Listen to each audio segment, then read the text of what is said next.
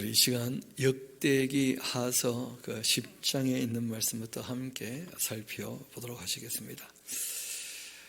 오늘은 아마 한 3명 정도의 왕을 만나게 될 텐데, 그 르호보암이라는 사람하고 여로보암이라는 사람하고 그리고 이제 아비야 하는 사람하고 이 3명의 왕을 이제 만나게 될 것입니다. 잘 아시는 것처럼 이 역대기 상하서는 굉장히 의도된 역사였다 하는 말씀을 드렸고, 다윗과 솔로몬 정말 성실하고 정직하고 그리고 참 공의롭게 하나님 앞에서 일을 하려고 했던 그 다윗과 솔로몬을 좀 본받자 하는 것이 굉장히 중요한 요지가 되었고, 그리고 열왕기 그 하서는 잘 아시는 것처럼 북왕국 왕들의 이야기가 꽤 비중을 차지하고 있고, 그리고 이제 이 예언자들의 그 출현과 함께 예언자들의 이야기를 함께 이제 살펴봐야 될 터인데, 역대기는 그 조금 다릅니다. 그 유다 왕들 이야기를 중심으로 해서 어떤 얘기를 하고자 하느냐면, 하나님 편에 서서 일을 할 때는 항상 복을 받았다는 거예요. 근데 참 이 어려운 것이 잘 될 때 항상 문제가 터져요. 은혜 받고 참 풍요롭고 잘 될 때 그때 보통 교만하게 되더라는 거예요. 교만하게 되면 이제 하나님께 그 징계를 받게 되는 것이죠. 그 징계 받을 때 사람들의 모습이 두 가지더라 하는 것을 우리에게 보여줍니다.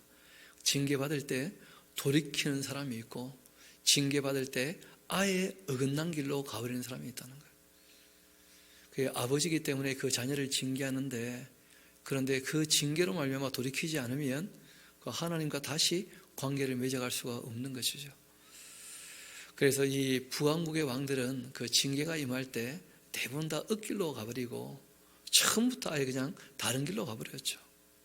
반면에 이제 남왕국 왕들은 그 잘 될 때 교만하게 되었다가 징계가 임하면 그때 보통 이제 자세를 낮추고 다시 하나님께로 돌아오는 그런 일들을 우리에게 보여주고 있습니다.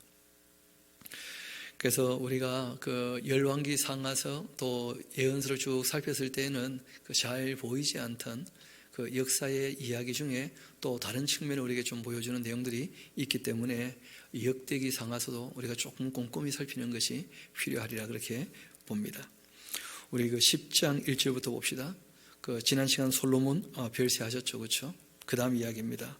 르호보암이 이제 세겜에 가게 되었는데, 이 세겜이라고 하는 곳은 굉장히 중요한 곳이기도 하는데, 그 어쩔 수 없이 그 예루살렘은 수도로서는 아주 좋은 위치에 있기는 합니다만은, 지리적으로 봤을 때는 그 이스라엘의 당에서 브엘세바까지 할 때 중앙은 아니에요. 지리적으로. 근데 이 세겜이라고 하는 것은 단에서부터 브엘세바까지 할 때 그 딱 중심이 되는 곳입니다. 그래서 그 여호수아 때도 그 중부전도 다 끝내고 난 다음에 바로 이 그림산과 에발산에 있었던 그 세겜, 그 사람들 다 불러 모아놓고 이제 잘 아시는 것처럼 그 에발산 위에서 복과 저주를 선포했던 그런 내용들을 우리가 잘 알고 있습니다. 그러니까 이스라엘의 그 중심이라고 하는 것은 그 우리로 하면 대전 같은 곳이죠. 그래서 거기다가 일부러 이제 세종시 이런 것이 만들어가지고 나라의 일들은 거기서 다 하면 좋지 않겠나 뭐 이렇게 이제 하기도 하는데, 그 세겜이라는 것은 그런 곳입니다. 그래서 솔로몬이 죽고 이제 그 아들이 왕이 되었지만, 놀랍게도 3000년 전임에도 불구하고 왕이 권력으로 군림하는 것이 아니라 백성들의 허락을 맡아가지고 백성들의 인정을 얻어서 이제 통치를 하겠다, 이런 기본적인 자세가 있는 거예요. 그러기 위해서 모든 백성들 다 함께 모이기가 제일 용이한 곳은 그 예루살렘보다는 세겜이었던 것이죠. 그래서 예루살렘이 수도였지만 그 세겜으로 사람들 다 불러 모읍니다. 르호보암이 세겜으로 갔는데, 이는 온 이스라엘이 그를 왕으로 삼고자 해서 세겜에 이르렀음이더라. 느바스 아들 그 여로보암이라는 사람이 전에 솔로몬의 왕의 낯을 피해 애굽으로 도망했다가 이제 이 일을 듣고 솔로몬이 죽고 이제 그 아들이 왕이 되려고 백성들에게 이제 그 신임을 얻으려고 한다 하는 말 듣고는 그 여로보암이 애굽에서부터 돌아옵니다. 또 무리가 사람을 보내 그를 불렀기 때문이기도 했고, 이 여로보암과 온 이스라엘이 와서 르호보암에게 이제 말을 하는 것이죠. 뭐라고 하느냐면, 왕의 그 아버지께서 우리의 멍에를 무겁게 했으나 그러나 왕은 이제 왕의 아버지께서 우리에게 시킨 그 고역과 무해운 그 무거운 멍에를 가볍게 해주시면 좋겠다. 그렇게 하신다면 우리가 왕을 섬기겠나이다 하고 얘기를 한 거예요. 이런 그 르호보암은 그 혈통적으로 왕이 된 사람이고 반면에 여로보암은 실력자예요. 모든 백성들에게 신임을 얻고 있는 사람입니다. 그러니까 르호보암이 진짜 통치를 바르게 하려면 여로보암의 마음을 또 얻어야 되는 것이죠. 그런데 그게 또 그렇게 안 되고 마는 거예요. 그 어떤 일을 할 때 그 백성들의 요구가 있다는 거 아니겠습니까? 솔로몬은 솔로몬대로 이제 그 성전도 아버지가 준비해 놓은 대로 그대로 다 지었고 왕궁도 건축했고 또 그리고는 이제 이 사람이 권력에다가 돈도 많고 하니까 그 백성들을 부역해 가지고 이제 온갖 곳에 그 성읍들을 많이 세웠다는 거예요. 백성들 입장에서는 여기저기 온갖 이제 이 건축에 관한 일을 많이 하니까 너무 고달팠다는 거예요. 그래서 당신 아버지가 일을 할 때 우리가 참 많이 여러모로 고달팠으니까 우리를 조금 편히 쉬게 해주면 좋겠다. 이런 우리가 어떤 일을 할 때 그 상대방의 어떤 요구가 있을 수 있거든요. 가능하면 그 상대방의 요구 들어주면 참 좋습니다. 특별히 정치하는 사람들은 그 마음이 좀 넓을 필요가 있거든요. 어차피 사람들이 그 큰 집에 살아가는 거 아니겠어요? 그 국가라고 하는 큰 집에 살아가는데 얼마나 다양하겠습니까? 생각들이 다. 그런데 자기와 생각이 다르다고 막 이 군박하고 집 밟고 권합발로 그러면 안 되는 거죠. 실제로 모든 다양성이 그렇게 확인되어지고 확보되어지고 인정되는 그런 사회가 훨씬 건전하고 훨씬 발전하고 사람들이 훨씬 평안하게 살아간다는 거예요. 다양하기 때문에. 그런데 그 다양성이 보장이 안 되고 어떤 권력 있는 사람들에게 모든 사람이 그냥 그 입맛에 맞춰야 되면 그 참 불행한 사회가 되고 말아요. 그래서 하나님께서는 통치하실 때 모든 사람에게 뭘 주셨다는 거예요? 자유를 주셨다는 거예요. 그게 이제 하나님의 통치 원리이기도 한데 그 르호보암이라는 사람한테 여로보암과 모든 백성이 와서 그 요구를 한 것이 있다는 거예요. 딴 것보다 우리가 너무 아버지로 말미암아 시달렸으니까 당신은 우리에게 조금 이렇게 자유를 주시고 좀 노역을 심하지 않게 해주면 좋겠다 하고 이제 부탁을 한 겁니다. 그렇게 하신다면 우리가 왕을 섬기겠다 하고 얘기를 해요. 르호보암이 그들에게 대답을 하죠. 3일 후에 다시 내게로 와라. 그렇게 했는데 백성이 이제 3일 후에 다시 그 세겜으로 다 모였습니다. 그때 르호보암 왕이 그 아버지 솔로몬의 그 생전에 그 앞에 모셨던 원로들과 의논하여 이르되 너희는 이 백성에게 어떻게 대답하도록 권고하겠냐 하고 물어봐요. 어른한테. 그들이 대답하죠. 이르되 왕이 만일 이 백성을 후대하여 기쁘게 하고 선한 말을 하신다면 그들이 영원히 왕의 종이 될 것입니다. 그렇게 이제 얘기를 합니다.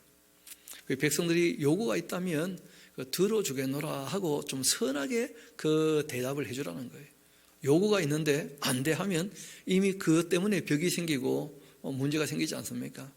상대가 무슨 말을 하든지 일단 수용을 하고 그리고 조율을 해나가고 뭐 그런 식으로 이제 해야 그 대화가 이루어지는 것이고 함께 갈 수가 있거든요. 누가 그런 말을 하죠. 방이 비좁을 때는 더불어 살 수 있다는 거예요. 근데 마음이 비좁은 사람하고는 함께 못 산다는 거예요. 그러니까 우리가 다른 사람 마음속에 들어갈 수 있고 또 내 마음속에도 다른 사람들이 얼마든지 자유롭게 들어왔다 나갔다 할 수 있어야 되는데 거기에 대해서 그냥 딱 담을 막아버리면 그러면 뭐 그 좁은 마음에 아무도 더불어 살 수 없고 스스로 또 너무 외롭게 되고 그런 것이죠. 그래서 성경에 보면 너의 마음을 좀 넓혀라 그런 권고가 있어요. 바울이 고린도 교회 성도들에게 했던 권고이기도 하죠. 왜냐하면 마음이 넓지 않으니까 서로 막 4개로 파로 나눠져서 싸우고 있는 그런 모습이 보이지 않습니까? 마음이 좁으니까. 그런 면에서 이번에 그 새로 시장을 뽑을 때 보니까 우리나라는 아직까지 정치가 너무 발달하지 못했어요. 그 마음이 너무 좁은 것 같아. 상대방의 그 당을 전혀 마음에 품을 마음이 없는 것 같아 보니까. 그러니까 다 적이니까 뭐 앞으로 어떻게 되겠나, 늘 싸움밖에 안 하지 않겠나 하는 염려가 될 정도로 너무 말도 거칠고 마음도 좁고 이제 그런 것들 우리가 보게 되죠. 그 르호보암이라는 사람도 그 마음이 너무 비좁은 사람인 거예요. 그 어른들이 부탁을 했거든요. 왕이 좀 마음을 넓혀서 그 백성들에게 원하는 대로 좀 선한 대답을 해주면 좋겠다, 그렇게 얘기하는데, 이어봅시다. 왕은 원로들이 가르치는 것을 버려버리고 그 앞에 모시고 있는 자와 함께 자라난 젊은 신하들과 의논을 합니다. 그리고는 말하죠. 너희는 이 백성에게 어떻게 대답하도록 권고하겠냐? 백성이 내게 말하기를 왕의 아버지께서 우리에게 매운 멍에를 가볍게 하라 그렇게 하였느니라. 그렇게 하니 함께 자라난 젊은 신하들은 왕께 이런 말을 하죠. 이르되 이 백성들이 왕께 아뢰기를 왕의 아버지께서 우리의 그 멍에를 무겁게 하였으나 그러나 왕은 우리를 위하여 가볍게 하라 그렇게 하였은즉 왕은 대답하기를 내 새끼손가락이 내 아버지의 허리보다 굵다. 그리고 내 아버지가 너희에게 무겁게 멍에를 매게 했으나 이제 나는 너의 멍에를 더욱 무겁게 할 것이다 하면서 당신 아버지보다 못한 게 뭐가 있는가? 당신이 하고 싶은 대로 그렇게 아주 군림해가지고 호령을 하시라 하면서 젊은 애들이, 그러니까 이 귀족들의 그 자제들, 기득권자들, 그 서민들의 그 애환이나 힘들고 어려운 것을 전혀 모른다는 거예요. 그러니까 자기들이 늘 편하고 그냥 자기들이 괜찮으니까 사람들을 더 쥐어짜면 자기들은 더 풍요롭고 더 사치하지 않겠나, 아주 못된 마음들이 있는 것이죠. 그렇게 얘기를 했고 그걸 또 이 르호보암이 좋아를 하면서 받아들였다는 거 아니겠습니까?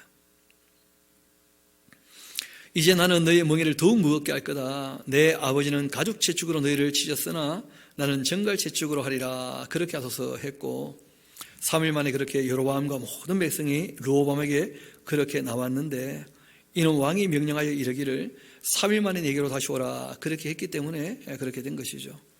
그런데 그 왕이 선한 말이 아니라 포악한 말로 대답을 했다는 거예요. 여러분, 함께 가야 되는데 포악하게 말하면 함께 갈 수 있겠습니까? 이 왕이 아주 큰 실수를 한 거예요. 르호보암 왕이. 우리가 항상 그 더불어 같이 지내는 사람들하고는 그 말을 가려야 되고 그 포악한 말을 안 하도록 힘쓰고 애써야 됩니다. 늘 좀 여지를 남겨놔야 돼요. 여지를. 그래야지 다음에 또 다시 얘기할 수가 있지 않겠습니까? 그런데 르호보암이라는 사람이 그런 면에서 이제 큰 실수를 하는 거예요. 정치인으로서. 그런데 이름은 또 그 달라요. 그 솔로몬이가 아마 이름을 지을 때 너 때는 나라가 더 부강하면 좋겠다 하면서 르호보암 하는 말은 어떤 말이냐면 백성의 수가 엄청 많은 그런 뜻이에요. 참 너가 마음을 좀 넓혀가지고 백성이 훨씬 더 많아져도 그 다윗 하는 거 솔로몬 하는 거 봤으니까 더 잘해야지, 그런 마음으로 이름을 지어줬던 모양인데 그 르호보암은 마음이요 너무 좁은 사람이었어요. 그래서 전혀 백성들 마음을 안 받아들이고 아주 포악하게 그렇게 대답을 한 것이죠. 그렇게 젊은 신하들의 가르침을 따라서 그들에게 말하여 이르되 내 아버지는 너희 먹이를 무겁게 했지만은 나는 더 무겁게 하겠다. 내 아버지는 가죽 채축으로 너희를 쳤지만 그러나 나는 정갈 채축으로 칠 거다. 그렇게 하니 그 왕이 이같이 백성의 말을 듣지 아니하였기 때문에, 그리고 이제 그 예언자가 이 역사가라고 할 수 있죠. 이 역사가가 그 한마디 붙여놓은 게 있는데 이 일은 하나님께로부터 말미암아 난 것일 거다 하고 얘기를 해요. 왜냐하면 잘 아시는 것처럼 솔로몬 때 그 여로보암이 도망갈 때 아히야라는 사람이 그 12개로 이렇게 옷을 찢어가지고 10개를 넘겨주면서 하나님이 너에게 10지파를 넘겨줄 거다 이렇게 말씀하신 적이 있었거든요. 그래서 이런 식으로 해서 그 일이 이루어지는구나 하고 이제 얘기를 하는 것입니다. 여호와께서 전에 실로 사람 그 아히야로 하여금 느바세 아들 여로보암에게 이르신 말씀을 응하게 하신 거다. 온 이스라엘은 왕이 자기들의 그 말을 듣지 아니함을 보고서 왕에게 대답을 합니다. 이르되 우리가 다윗과 무슨 관계가 있겠느냐?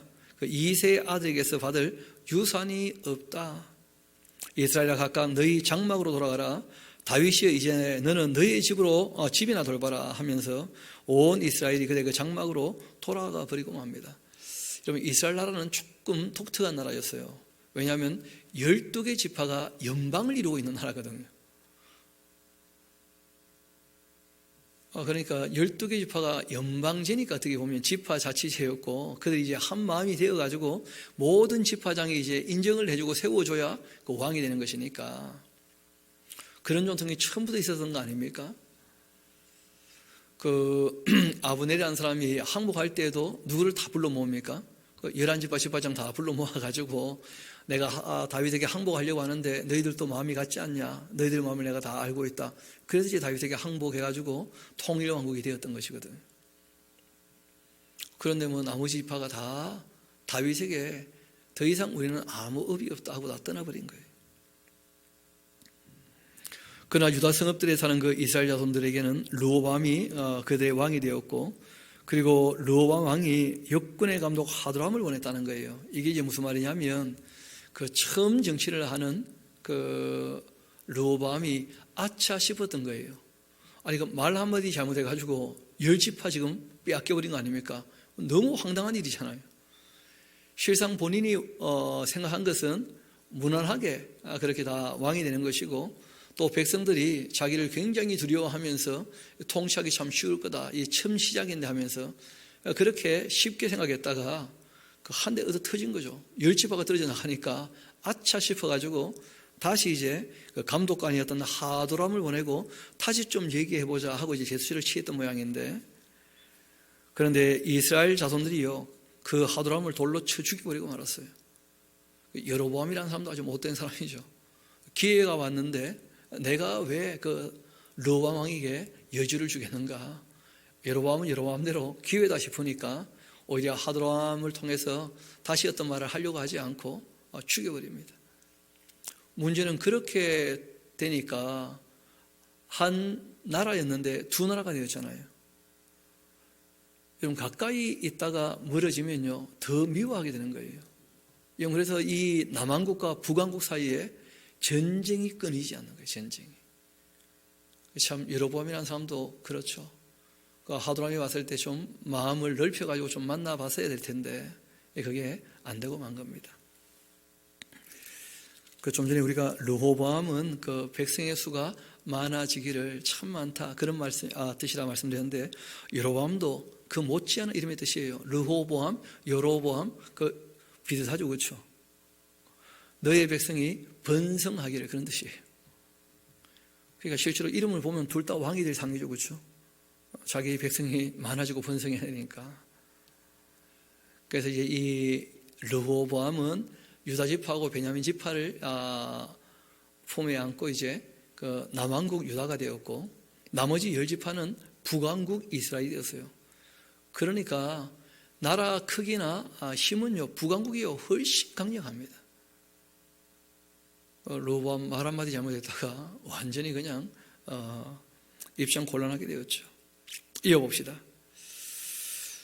그렇게 이제 하도람을 돌로 쳐 죽여버렸고, 르호보암은 급히 이제 수리에 올라서 말이 안 통하니까 이 세겜에서 예루살렘으로 도망하면서 있는 것이라도 잘 챙겨야 되겠다, 그렇게 된 것이었고, 이스라엘이 그 다윗의 집을 배반해서 오늘날까지 그렇게 이르게 되었다 하고 이제 꽤 후대에 기록되었다는 것이 눈에 보이죠. 한편 르호보암이 예루살렘에 이르러 유다와 베냐민 족속을 다 모았고, 모아보니까 택한 용사가 무려 18만 명이나 되어져요. 이스라엘과 싸워 나라를 회복하여 르호보암에게 돌리려고 합니다. 르호보암 입장에서는 열받았죠. 그래가지고 이것들이 말을 안 들어 내가 실력 행사를 해야 되겠다 하고 무려 18만이나 되는 대군을 모았어요. 근데 그때 그 여호와의 그 말씀이 하나님의 사람 스마야에게 임하였습니다. 그 스마야 하는 분, 그 교회에 잘 소개가 안 된 분 중에 하나인데 그 당시로서는 굉장히 큰 역할을 했던 그 예언자예요. 여러분 잘 아시는 것처럼 문서를 남겼던 많은 예언자들, 또 능력을 행했던 그 엘리야와 엘리사, 이런 분들 얘기를 왕이 거의 안 듣지 않습니까? 그런데 스마야 얘기는 왕이 잘 들었다는 거예요. 처음에 르호보암이. 그 참 큰 예언자예요, 실제로는. 스마에게 임하여 이르시되 그 솔로몬의 아들 유다왕 르호보암과 유다와 베냐민에 속한 모든 이스라엘 무리에게 말하여 이르기를 여호와께서 이와 같이 말씀하셨는데 너희는 올라가지 마라. 너희 형제와 싸우지 마라. 실제로 이제 북왕국은 남왕국을 거의 포위한 형국입니다. 알고 보면. 그런데 그 세겜이라는 곳이 어디 있습니까? 그 북쪽에 있고 예루살렘은요 남쪽에 있고, 그러니까 이제 북왕국 남왕국 뭐 이렇게 얘기를 하는 것 뿐이죠. 그리고 처음에는 그냥 남왕국도 다 뭐로 불렀습니까? 이스라엘로. 시간이 지나면서 그 남왕국은 유다 지파가 이제 대표니까 그 남왕국, 유다 왕국 이렇게 된 것이고, 10지파는 이스라엘이 두 지파보다 10지파가 훨씬 크니까 그래서 북왕국은 그냥 그 이스라엘 이렇게 이제 부르게 된 거예요. 처음에는 뭐 둘 다 이스라엘이니까 역사가 뒀을 때 좀 복잡했겠죠, 그렇죠? 남쪽 이스라엘, 북쪽 이스라엘 이렇게 이제 얘기를 하는 입장이니까. 이어봅시다. 여호와께서 한 말씀 하신 겁니다. 스마야를 통해서 너희는 올라가지를 말아라. 그리고 너희 형제와 싸우지를 말라. 그리고 각기 집으로 돌아가라. 이 일은 나에게로 말미암아 난 것이라. 그렇게 하셨습니다. 그들이 여호와의 그 말씀을 듣고 돌아가고 여로보암을 치러 가던 길에서 되돌아오게 됩니다. 그리고 이제 잘 아시는 것처럼 열왕기에서는 없던 얘기들이 지금 계속 이어질 텐데, 르호보암이 예루살렘에 살면서 유다 땅에 방비하는 성읍들을 건축을 해요. 그러니까 말씀드린 것처럼 이 두 지파라도 제대로 좀 챙겨야 되겠다, 그 정신을 차린 거죠. 어떻게 보면 자기 역량에 맞게 두 지파가 맡겨져 있으니까 나름대로 거기에 최선을 또 다한 겁니다. 그래서 베들레헴과 에담과 두고아와 이 벳술과 소고와 아둘람과 이 가두와 마레사와 십과 또 아두라임과 또 라기스와 아세가와 소로와 아얄론과 헤브론, 다 유다와 그 베냐민 땅에 있는 견고한 성읍들이었고, 이걸 다 건축도 하고 정비도 하고 이렇게 하죠. 르호보암이 그 방비하는 성읍들을 더욱 견고케 하고 지휘관들을 그 가운데 두고 양식과 기름과 포도주를 저축을 하고 그 모든 성읍에 방패와 또 창을 두어서 매우 강하게 했고, 유다와 베냐민이 르호보암에게 다 속하게 됩니다. 그래서 이제 베냐민 지파는 떨어져 나가지 않고 두 지파만큼 이제 확고하게 그 하나가 된 것이죠. 한편 온 이스라엘 그 제사장들 그리고 레위 사람들, 잘 아시는 것처럼 48개 성읍에 흩어져 살고 있지 않습니까? 그러니까 10개 지파에도 다 흩어져 살고 있었었는데, 그런데 레위 사람들이 자기들의 그 마을들과 산업을 다 떠날 수밖에 없었다는 거예요. 왜냐하면 여로보암이라는 사람이 그 순념소 우상하고 금송아지 우상하고, 그 열왕기에는 순념소 우상 잘 안 보이시죠? 그런데 좀 더 상세히 기록을 해놨어요. 그 우상이 그 금송아지만 있었던 게 아닙니다. 처음부터 금송아지 우상뿐 아니고 순념소 우상도 함께 생겼었는데 둘 다 애굽에서부터 온 것입니다. 일단은 먼저 한번 봅시다. 레위 사람들이 자기들의 그 마을들과 산업을 떠나 유다와 예루살렘에 이르게 되었고, 이는 여로보암과 그 아들들이 그들을 해임해서 여호와께 제사장 직분을 행하지 못하게 했기 때문입니다. 그러니까 사람들이 그냥 왕에게 뇌물만 주면 그러면 원하는 사람 누구든지 제사장으로 세우는 그런 시대가 되고 말았거든요. 이 여로보암 때가. 여로보암이 여러 산당과 순념소 우상과 자기가 만든 그 송아지 우상을 위하여 신의 제단들을 다 세웠기 때문이었다. 이 순념소 우상은 우리가 레위기 잠깐 한번 갔다 옵시다. 레위기 그 17장 같이 한가 봐요. 레위기 17장. 하나님께서 이스라엘 백성들이 그 애굽에서 나오게 되었을 때 그 시내산에서 언약을 맺을 때 그 부탁하신 말씀 중에 그 레위기 17장 그 7절 같이 한번 봅시다. 그들은 전에 음란하게 섬기던 순념소에게는 마지 말라는 거예요. 다시 제사를 말아야 한다. 부탁을 하셨거든. 금송아지 우상도 안 내는 것이고 순념소 우상도 안 내는 것이고 다 애굽에서 온 것인데 대대로 지켜 영원한 규례인데, 근데 여로보암은 아직 처음 시작부터 하나님께서 그 아이야를 통해 가지고 좀 하나님 뜻대로 통치해달라고 부탁까지 다 했었는데 열왕기서를 보면. 근데 이 사람은 시작부터 그냥 아예 우리는 여태까지 이스라엘 그 신앙적 전통을 전혀 따를 수 없다. 여호와 하나님을 떠나는 거다 우리는. 그렇게 하고는 이제 숫년소 우상하고 금송아지 우상을 섬기게. 그 이집트의 그 신앙과 철학을 그대로 받아들여서 이제 일할 거다 하고 아예 딱 그냥 선포를 하듯이 그렇게 일을 했죠. 그러니까 레위 사람들 그 성읍에서 살 길이 없는 거예요. 그 레위 입장에서는 여호와 하나님께 제사를 해야지 뭐 순념소나 금송아지에 제사할 수는 없잖아요. 다시 이제 11장 돌아와서 16절부터 봅시다. 이스라엘 모든 지파 중에 마음을 굳게 하여서 이스라엘 하나님 여호와를 찾는 자들은 레위 사람들을 따라가지고 예루살렘에 이르게 됩니다.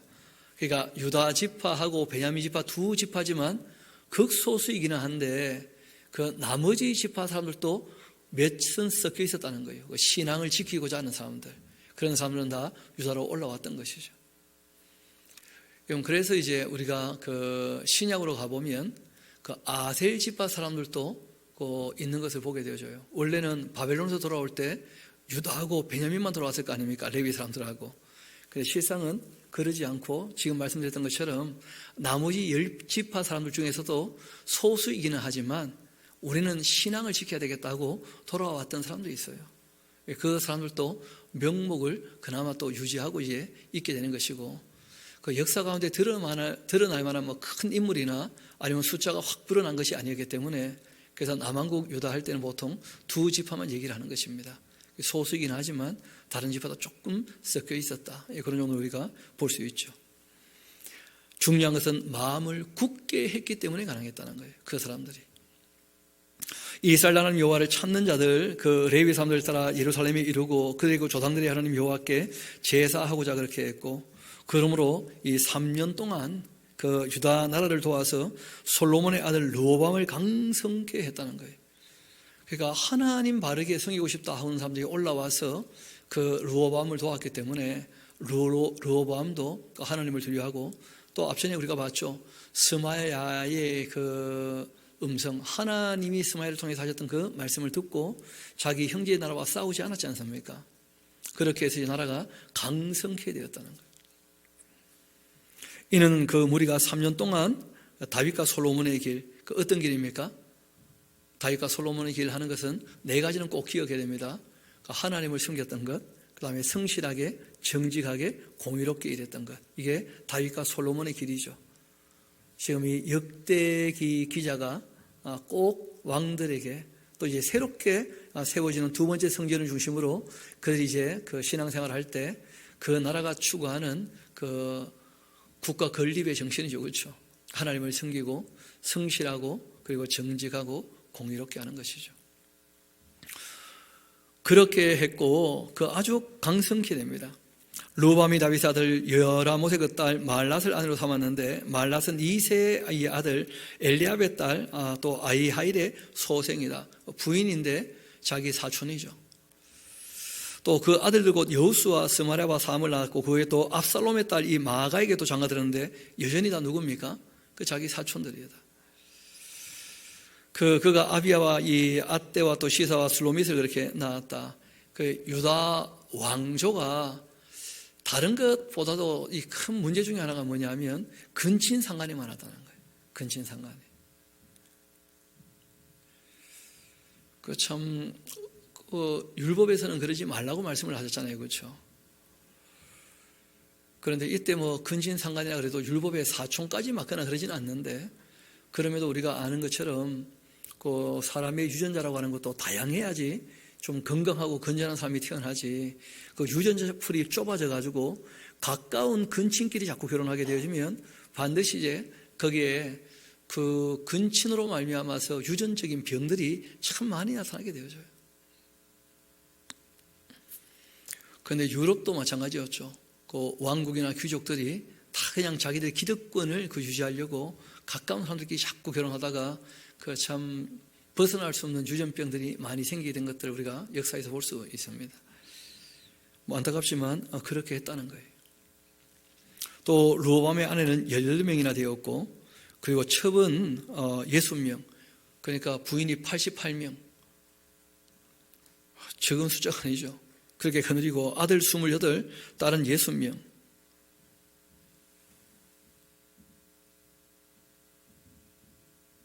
아, 77에 애들이 88명이라고 그렇죠. 28에 60이니까. 부인은 77, 애들은 88. 그렇게 되네, 그렇죠. 그 압살롬의 딸 마아가를 모든 첫째보다 더 사랑했다. 르호보암은 마아가의 아들 이 아비야를 자기 후계자로 세웠다는 거예요. 원래는 그 첫째 부인의 첫째 아들 그 장자일 텐데, 그렇죠. 그런데 뭐 솔로몬을 세울 때도 그렇게 안 세웠죠, 다윗이. 왜냐하면 왕은 그 백성들을 섬겨야 되는 종이기 때문에, 그래서 백성을 잘 섬길 수 있는 사람, 그 사람을 왕으로 세워야 되는 것이고, 또 백성들도 인정해줘야 왕이 되는 것이니까, 이 왕은 또 이 아비야를 사랑해서 특별히 왕으로 세웠다는 것인데, 르호보암이 지혜롭게 그렇게 행했고 그 모든 아들 그 유다와 베냐민 온 땅 모든 견고한 성읍에 흩어 살게 하고 양식 주고 또 아내를 많이 구하여 그 아들들에게 모든 성이 흩어져서 통치하도록 그렇게 했다는 것입니다. 그러니까 뭐 이 당시에 그 르호보암은 인맥을 가지고 어떻게 한 거예요? 다 통치한 거예요. 자기 친족을 가지고. 그렇게 르호보암의 나라가 아주 견고하고 세력이 강해졌는데 그때 이제 문제가 생기죠. 그가 여호와의 율법을 버렸다 이렇게 나오는 거예요. 항상 이게 문제죠. 잘 되니까 하나님 말씀 버렸다는 거예요. 그리고 온 이스라엘도 그 모습을 본받게 됩니다. 그들이 여호와께 범죄했기 때문에 르호보암 왕이 5년쯤 되어지자 그 애굽 왕 시삭이 예루살렘을 치러 올라와요. 하나님의 큰 징계가 있게 되었다는 거예요. 그에게 보니까 병거가 1200대고 그리고 마병은요 6만 명이나 되었어요. 그 어마어마한 군대죠. 여러분 솔로몬은 병거는 1400 좀 많았어요. 근데 마병수는 12,000 정도였거든요. 그러니까 엄청난 규모의 군대가 올라온 거예요. 그 시삭이라는 사람이 그 애굽 사람들을 이끌고, 여러분 이때가 이제 출애굽하고 난 다음에 애굽에 처음으로 침략을 받은 거예요. 그전에는 감히 애굽이 그 출애굽의 기억을 애굽도 뼈저리게 알고 있거든요. 그 역사의 그 기억을. 그래서 감히 그 이스라엘을 친다는 생각을 못하고 있다가 그 여로보암이 왔다가 갔잖아요. 그리고 이제 여로보암이 북왕국의 왕이 되고 이제 남왕국의 왕은 르호보암이 되니까, 그러니까 이제는 나라가 약해졌구나 해서 치러 올라온 거예요. 그 엄청난 군대가 올라와서 그 애굽에서 그와 함께 왔던 이 백성들은 리비아 또 이 숫과 또 구스 사람 헤아릴 수 없이 많았다 그렇게 되어 있어요. 실제로는 아프리카 연합군이죠, 어떻게 보면. 그리고 그때 시삭이 유다의 견고한 성읍들 다 빼앗아 버리고 예루살렘에 이르고, 그때 유다 방백들이 시삭의 일로 예루살렘에 모였고 선지자 스마야가 르호보암과 방백에게 나와 말합니다. 여호와께서 이같이 말씀하신 거다. 너희가 나를 어떻게 했기 때문에요? 버렸기 때문에. 율법을 버린 것은 하나님을 버린 거예요. 왜냐하면 율법이 하나님 하신 말씀이거든요. 그 말씀 버린 것은 하나님 버린 거죠. 너희가 나를 버렸기 때문에 나도 너를 버려 그 시삭의 손에 넘기노라 그렇게 하셨습니다. 이에 그 이스라엘 방백과 또 왕이 스스로 겸비했고, 이게 또 중요한 거죠. 책망을 들었을 때 어떻게 했다는 거예요? 겸비했다. 자신을 낮추고 하나님께 무릎을 꿇었다는 거예요. 그리고 여호와는 의로우시다 그렇게 했는데, 그때 여호와께서 그들이 스스로 겸비함을 보신지라 여호와의 말씀이 스마에게 임하여 이르시되, 그들이 스스로 겸비했으니까 내가 멸하지 않을 것이고. 여러분 하나님의 구원 중에요 조금 구원하는 구원도 있어요. 완전히 구원하는 게 아니고 조금 구원하는. 왜냐하면 온전히 돌이킨 게 아니거든요. 그래서 실제로 이 징계를 받아봐야, 실제로 이제 이 애굽을 섬기면서 고생을 좀 해봐야 하나님 섬길 때 하나님이 얼마나 자유를 주시고 평안케 하시는지를 확실하게 알게 될 거다 해서 교육을 위해서 일부러 조금 구원하시는 경우도 있다는 거예요. 이런 구원도 잘 못 들어봤죠. 조금 구원하신다. 이런 거 이제 역사에서 우리에게 보여주고 있는 거예요. 그런 면에서 우리가 역사가 단편적이지 않고 굉장히 입체적이고 굉장히 다양하다 하는 것을 우리가 알 수 있죠. 그 사건에 대한 하나님께서 해결하시는 방식들이. 내가 멸하지는 않을 것이고 저희를 조금 구원해서 나의 노를 그 시삭의 손을 통해 예루살렘에 쏟지는 않겠다. 그러나 그들이 시삭의 종이 되게 해가지고 나를 섬기는 것과 또 세상 나라들을 섬기는 것 어떤지 좀 알게 하겠다. 애국을 한번 섬겨봐야 하나님 섬길 때 얼마나 평안했는지. 하나님 늘 숨어 계시니까, 없는 것처럼 계시니까, 정말 자유를 주시니까. 애굽왕 시삭이 올라와서 예루살렘을 쳤고 여호와의 증거 보물과 왕궁의 그 보물을 모두 빼앗고 솔로몬이 만들었던 금방패도 빼앗아 버리고 이 로밤 왕이 그 대신에 노스로 방패를 만들게 되어서 참 초라하게 되었죠. 그렇죠? 금방패 다 빼앗기고 또 있던 거 없으면 허전하니까 노스로 방패를 만들고 또 이 궁중을 지키는 경호 책임자의 손에 맡겨놓았고 왕이 여호와의 그 전에 들어갈 때마다 경호하는 자가 그 방패를 들고 갔다가 경호실로 도로 가져갑니다. 르호암이 스스로 그렇게 경비했고 유다에 선한 일이 있기 때문에 여호와께서 노를 돌이키사 다 멸하지는 아니하고 그 다음 이제 이어서 또 왕이 일어서게 된 거다 하고 이제 유다 나라가 그렇게 계속 이어서 유다 지파가 왕이 되었던 이유 중에 하나는 하나님 보시기에 완전히 약하지는 않았다는 거예요. 반면에 북왕국은 그 19명의 왕이 일어나는데 9번이나 왕조가 바뀌어요. 왜냐하면 완전히 약했다는 거예요. 더 이상 두고 볼 수 없다는 거예요. 그래서 하나님이 9번이나 뒤집어 엎으시면서 새롭게 해봤지만 여전히 안 되고 말았다 그런 것이거든요. 그래서 거기에 비해서는 이제 남왕국이 조금 나았다가 마지막에는 진짜 엉망이 되고 말았죠. 여호아스, 여호야김, 시드기야 이렇게 이제 4명의 왕 때는 너무 엉망이 되니까 그들은 하나님께서 남왕국도 끝내버리신 거예요. 르호밤 왕이 그렇게 예루살렘에서 스스로 세력을 굳게 했고 다스렸는데 르호밤이 왕위에 오를 때는 나이가 41세였다. 예루살렘 곧 여호와께서 이스라엘 모든 지파 중에 택하여 그 이름을 두신 성에서 17년 통치했는데 르호밤의 어머니 이름은 나아만데 그 암몬 여자였던 것이다 하면서 르호밤이 악을 행하였는데 이는 그가 여호와를 구하는 마음을 굳게 하지 아니한 것이었다. 그러니까 이방 신앙생활 할 거면 좀 굳세게 해야 되는데 너무 어정쩡하다는 거예요. 어정쩡하니까 구원도 어떻게 합니까? 어정쩡하게 조금 구원하는 거예요. 그래서 심지가 좀 견고하게 돼야 됩니다. 심지가. 그래야지 평강으로 우리를 붙들 수 있다는 거예요. 하나님께서. 늘 말씀드렸듯이 이 신앙은 관계에 대한 문제인데 우리가 정말 하나님을 온전히 신뢰해야 온전한 평안을 누리지 어정쩡하게 신뢰하면요 어정쩡한 평안을 누리는 거예요. 그럴 수밖에 없는 거죠. 르호밤의 그 처음부터 끝까지 행적은 다 적지 않았다는 거죠. 그 행적들은 스마야와 선견자 이또의 족보책에 다 기록되어 있다는 거예요. 스마야라고 하는 분이 있었던 역사 기록이 따로 또 있고 이또라는 분이 있었던 이 족보책도 또 따로 있고 그런 책들을 좀 참고해 보면 될 것이다 했는데 지금 우리에게는 그 족보책이 없죠. 그렇지만 이 역사가가 이런 책들을 참고했다는 거 우리가 또 잘 확인할 수가 있는 것입니다. 이런 책들을 다 보고 그런 책들 중에서 본인이 얘기를 꼭 하고자 했던 사건들이 있었다는 거예요. 그게 뭐냐면 하나님 말씀을 듣고 정말 주님의 율례 법도를 따를 때는 나라가 항상 강해지더라는 거예요. 그런데 문제는 강해지고 난 다음에 하나님의 율법을 버리자 하나님께 버림을 받게 되었다는 거예요.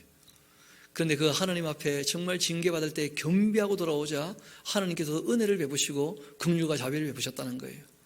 그런데 온전하지 않으니까 그 구원도 어정쩡하게 조금밖에 구원하지 않으시는 그런 이제 하나님의 모습도 보게 되는 것이죠. 그래서 우리가 어떻게 하느냐 하는 것이 신앙이 아주 중요한, 왜냐하면 하나님은 변치 않으시는 분이시니까요. 문제는 다 우리가 어떻게 하느냐에 따라서 많은 게 바뀐다는 거예요. 하나님은 항상 최선을 다하시니까. 이어봅시다. 그렇게 스마야와 또 선견자 이또의 촉보책에 기록되지 않았냐. 르호보암과 여로보암 사이에 항상 전쟁이 있었다. 르호보암이 그 조상들과 함께 누웠고 다윗성에 양사되고 그 아들 아비야가 그를 대신하여 왕이 되었다. 여로보암의 아들 중에도 이 아비야라는 왕자가 있었죠. 그렇죠? 젊을 때 빨리 죽었던 아이. 근데 이제 르호보암의 아들 또 이름이 아비야예요. 아비야. 그 아비하는 말은 아버지란 뜻이죠. 그렇죠? 야하는 것은 야훼 여호와. 여호와께서 아버지가 되신다. 뭐 그런 이름이에요. 여로보암 왕이 18년에 아비야가 유다의 왕이 되었고 그리고 이제 예루살렘에서 3년 통치하는데 그 어머니 이름은 미가야고 기브아 사람 우리엘의 딸입니다.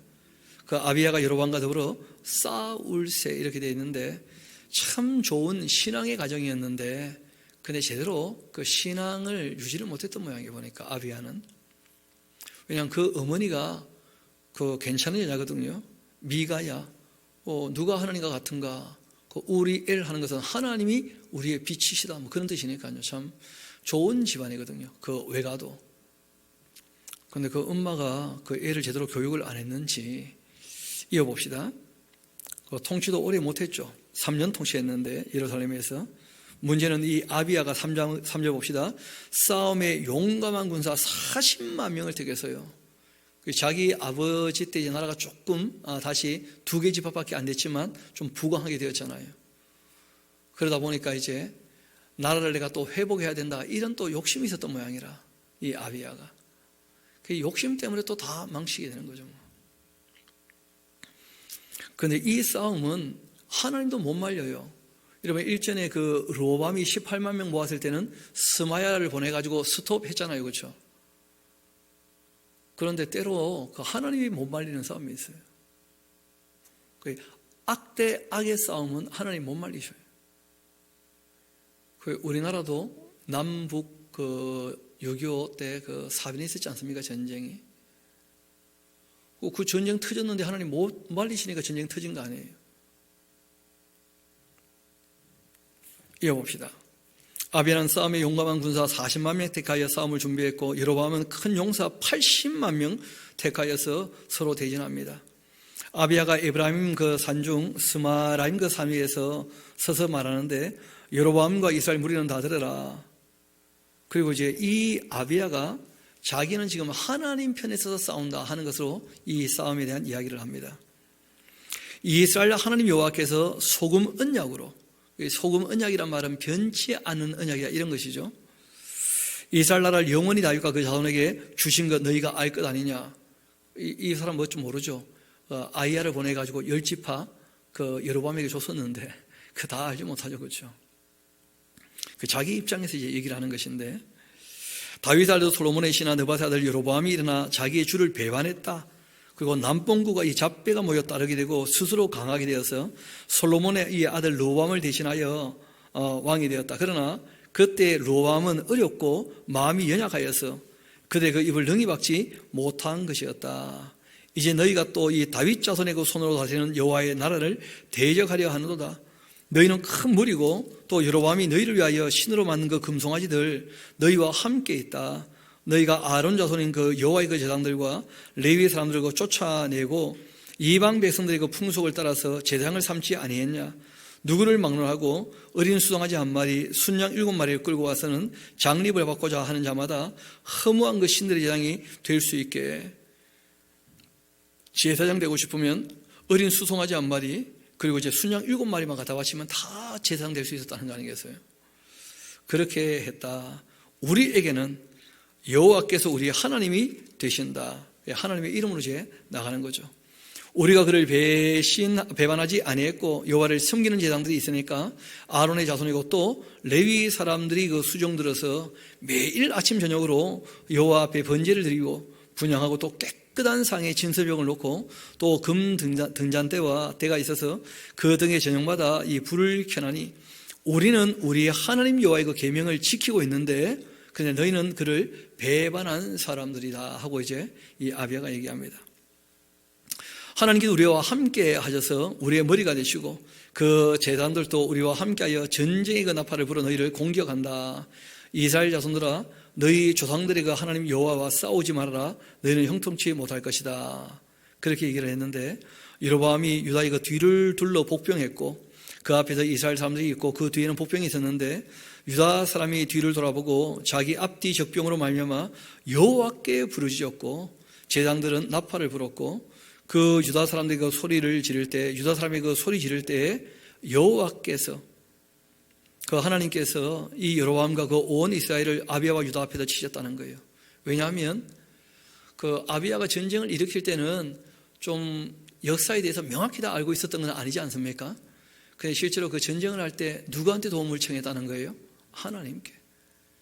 그리고 그 전쟁의 명분 자체가 우리는 주님의 뜻을 따르고 있고 율법을, 너희는 하나님을 떠났으니까 하고 이제 얘기를 했고, 실제로는 뭐 아주 어려움을 당한 거죠. 포위당해가지고 죽을 뻔했는데 80만과 40만의 전쟁이니까 실제로 남왕국이 게임이 안 되는 거죠. 반밖에 안 되는데 뭐. 그런데 이제 하나님께 도움을 청하는 바람에 이제 하나님께서 도와주신 거예요. 그래서 이제 이 이스라엘을 그 아비야와 유다 앞에도 치셨는데, 왜냐하면 북왕국 이스라엘은 원래 악한 나라였으니까요. 아비야와 또 그 백성이 크게 무찔렀고, 또 이 이스라엘이 택한 병사들 죽임을 당하여 엎드린 자가 어마어마합니다. 80만 중에 50만이나 죽었어요. 그때 이제 이스라엘 자손이 항복하고 유다 자손이 이겼는데, 그들이 그 조상들의 하나님 여호와를 의지했기 때문에 이런 결과가 있었다, 이렇게 된 거예요. 의지했기 때문에. 그렇다고 뭐 북왕국을 회복했냐? 아닙니다. 여전히 북왕국 열립하는 북왕국 이스라엘이에요. 전쟁에 이겼다 뿐이지 뭐 소득은 전혀 없었던 그런 전쟁이죠. 아비야가 여로보암을 쫓아가서 그 성읍들 빼앗고, 이 베델과 그 동네들, 또 여사냐와 그 동네들, 에브론과 그 동네들, 아비야 때 여로보암이 다시 강성하지는 못했고 여호와가 치셔서 그 여로보암은 죽고 말았죠. 반면 아비야는 점점 강성했고 아내 14을 거느려 그 아들 22과 딸 16을 낳았다. 그 아비야의 남은 사적 그 행위, 또 그 말, 그 선지자 이또의 주석책에 기록되어 있다 하면서, 그러니까 아비야가 잘한 것만 적으려고 하는 의도가 확실히 있다는 거예요. 잘 아시는 것처럼 아비야가 몇 년 통치했다고요? 3년. 그러니까 뭐 계속 잘했다 그런 게 아니에요. 그 요 한두 건 잘한 게 있었다, 뭐 그런 정도라는 거죠. 그리고 이제 아비야가 죽으면 아사가 이제 통치하게 되는데, 그 아사가 아주 대단한 개혁을 일으키게 되어집니다. 그래서 우리가 아사 왕 이야기는 다음 시간에 또 이어서 우리가 함께 살펴보도록 그렇게 하겠습니다. 그래서 오늘 그 역사가 주는 교훈은 뭐 크게 어렵거나 복잡한 것은 아니죠. 하나님을 의지할 때 하나님께서 은혜를 베푸시고, 하나님의 율례와 법도를 지킬 때 복을 내려주시고, 복 내려주신 다음에도 계속 복을 주고 그렇게 된 것이 아니라 관계이기 때문에 다시 이 풍요롭게 되었을 때 이 타락하게 되어지면 하나님이 또 징계하신다는 거예요. 징계 받을 때라도 또 하나님 앞에 회개하고 돌아오면 하나님께서 용서하시는데, 온전하게 돌아오지 아니하면 구원도 조금밖에 구원하지 못하시는 그런 모습을 우리에게 보여주시는 것이죠. 그리고 하나님 편에 서서 싸울 때, 실제로 전쟁은 잘못된 전쟁이었거든요. 이 아비야 입장에서는. 근데 그 전쟁이 터지고 난 다음에라도 하나님을 의지하고 명분이라도 우리가 주님의 뜻을 따르고자 한다 하는 그 명분을 내세웠기 때문에 하나님께서 그 전쟁을 도와주셨다, 그렇게 이제 말씀하시고, 북왕국은 처음부터 타락 일변도로 달려갔기 때문에 여로보암의 그 왕조도 오래 못 가죠. 바로 이제 반역이 또 일어나고 또 반역이 일어나고 이제 그렇게 되는 것들을 보게 될 것입니다. 우리 이 시간 함께 기도하도록 합시다. 정말 하나님을 온전히 의지하면 참된 평안을 누리게 될 터인데, 우리에게 믿음을 다하여 주시라고, 더욱더 주님을 의지케 해 주시라고 우리 이 시간 함께 기도하면 좋겠고, 또 무엇보다 우리가 마음이 비좁으면 함께 할 수가 없는 것이니까 정말 우리가 마음을 넓힐 수 있도록, 정치인뿐 아니라 우리가 어디에서나 넓은 마음으로 사람들을 품에 안을 수 있도록, 또 우리도 다른 사람 마음에 좀 쉽게 들어갈 수 있게 자기를 좀 낮추고 자기를 작게 여겨야 또 쉽게 들어갈 수 있어요. 남의 마음에도. 그래서 우리가 서로 함께 더불어 살아갈 때 어떤 모습이어야 될 것인가 하는 것도 우리가 생각하면서 주님 앞에 도움을 바라고, 또 우리의 삶을 조금 돌아보도록 그렇게 하십시다. 조용히 기도하도록 하시겠습니다.